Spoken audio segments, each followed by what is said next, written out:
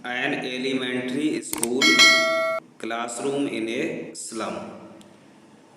प्राथमिक स्कूल गंदी बस्ती की कक्षा में। तो यहाँ पर लेखक ने एक प्राथमिक स्कूल का वर्णन किया है जो कि गंदी बस्ती में है और उसकी एक कक्षा का वर्णन किया है कविता के माध्यम से। स्टीफन स्पेंडर जो हैं इसके पोइट हैं। स्टीफन स्पेंडर 1909 में जन्मे थे और 1995 में उनकी डेथ हो गई थी। ऑक्सफोर्ड यूनिवर्सिटी से उन्होंने डिग्री ली थी। इसके पश्चात वो बर्लिन जाकर के 1930 में उन्होंने अपना लेखन कार्य जो था वो शुरू कर दिया था। तो आइए चलते हैं इस कविता के बारे में, जानते हैं किस तरह से उन्होंने गंदी बस्ती में चलने वाले प्राथमिक विद्यालय के बारे में अपने विचारों को प्रस्तुत किया है। Far far from gusty waves these children face. लेखक कहता है कि जो बच्चे हैं वहाँ पर उनके चेहरे झोंकेदार लहरों से बहुत बहुत दूर हैं। लाइक रूटलेस बीड्स, जैसे जड़ से उखड़ी हुई। Beads the hair torn round their pallor, उनके बाल पीले चेहरों पर बिखरे पड़े हैं। अर्थात लाइक रूटलेस बीड्स का मतलब दिया गया कि जड़ से उखड़ी हुई जंगली घास जो है जिस तरह से पड़ी होती है वैसे ही the hair thrown round their pallor, उनके बाल जो है पीले चेहरों पर बिखरे हुए पड़े हैं। द टाल girl with her bed down head, लंबी लड़की ने अपने सिर के वजन को नीचे झुका रखा है। The paper seeming boy with rat's eyes, कागज जैसे दिखने वाले लड़के की आंखें चूहे जैसी हैं। The stern unlucky heir of twisted bones reciting a father's grand disease, और अविकसित विकृत हड्डियों वाला दुर्भाग्यशाली उत्तराधिकारी पिता की गांठ यानी कि गठिया की बीमारी को दोहराते हुए अपने डेस्क पर बैठकर अपना पाठ याद कर रहा है। लेखक कहता है जो उसने वहाँ का वर्णन किया है, कहता है कि वहाँ पर धुंधली यानी कम रोशनी वाली कक्षा के पीछे एक उपच्छिद प्यारा और अल्पवयस्क बच्चा बैठा है। उसकी आंखें स्वप्न देखती हैं गिलहरी के खेल का, पेड़ के कमरे मोखले में, इन सब से कक्षा से कहीं दूर हटकर। दूसरे स्टेंजा में कवि ने क्या वर्णन किया है? ऑन सोवर स्क्रीम वॉल्स, खट्टे मक्खन जैसे भी भद्दे पीले रंग की दीवारें। डोनेशंस, दान में दी हुई चीजें जो उनके ऊपर टंगी हुई हैं। शेक्सपियर्स हेड, शेक्सपियर के सिर। क्लाउडेड्स एट डाउन, बादल रहित मोर, अर्थात जो कक्षा की दीवारें हैं उन पर क्या है कि कुछ दान में दी हुई चीज़ें जो हैं उन दीवारों पर टंगी हुई हैं। वहाँ पर शेक्सपियर के सिर यानी चेहरे से छाती तक की एक तस्वीर लटक रही है। क्लाउडलेस एट डाउन, और वहाँ पर बादल रहित भोर दिखाई पड़ रहा है। सिविलाइज्ड डोम राइडिंग ऑल सिटीज, और समस्त शहरों को पथ दिखाती एक सभ्य गुंबद गिरजाघर यानी कि धार्मिक स्थल गिरजाघर की तस्वीरें दिखाई पड़ रही हैं। बेलेड घंटीनुमा फूलों से, कहता है फ्लोरी मीन्स फूलों से। टायलोस बेले यानी कि ट्रायलोज की घाटी जो है उन तस्वीरों में प्रतीत हो रही है।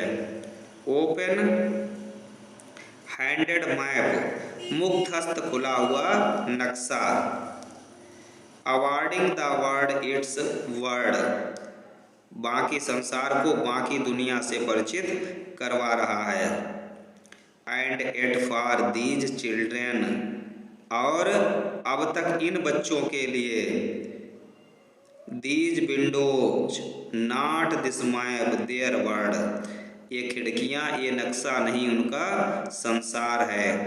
Where all their futures painted with a fog, जहाँ पर उनका भविष्य कोहरे यानी कि धुंध से पुता ढका हुआ है। A narrow street sealed in with a lead sky, एक संकीर्ण गली जो कि नीले धूसर शीशे के रंग से आसमान से बंद की हुई है। Far far from rivers capes and star of words, नदियों, अंतरिपों और शब्दों के तारों से बहुत बहुत दूर है। तीसरे पैरे में कवि ने जो है वर्णन किया है, क्या कहता है? श्योरली शेक्सपियर इज बिग्ड, निश्चित ही शेक्सपियर घृणास्पद है। The map a bad example, नक्शा एक बुरा यानी कि अप्रिय उदाहरण है। With ship and sun and love tempting them steal, जहाँ पर जहाजों और सूर्य के साथ प्रेम उन्हें चोरी करने के लिए प्रलोभित करता है। For lives that slyly turn in their cramped holes, फिर वो कहता है कि उन जिंदगियों के लिए जो कि धूर्तापूर्वक उनकी तंग खोलियों में यानी बिलों में कोहरे से अनंत रात तक अंदर की ओर मुड़ती हुई चली जाती हैं। From fog to endless night, अर्थात कोहरे की जो अनंत रात है वो अंदर की ओर मुड़ जाती है।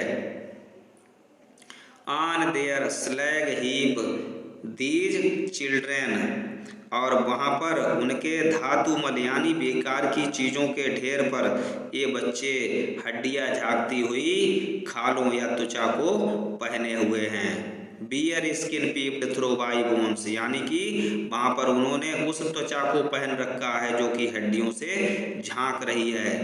एंड स्पेक्टल्स ऑफ स्टील्स, और टूटे फूटे जो फ्रेम में चश्मे हैं उनसे ऐसे मालूम होता है जैसे कि वो मरम्मत करा के लगाए गए हों। विद मेंटेड ग्लास, जिनकी मरम्मत की गई हो। Like bottle bit on stone, ऐसे मालूम होता है जैसे पत्थरों पर शीशी के टुकड़े पड़े हों।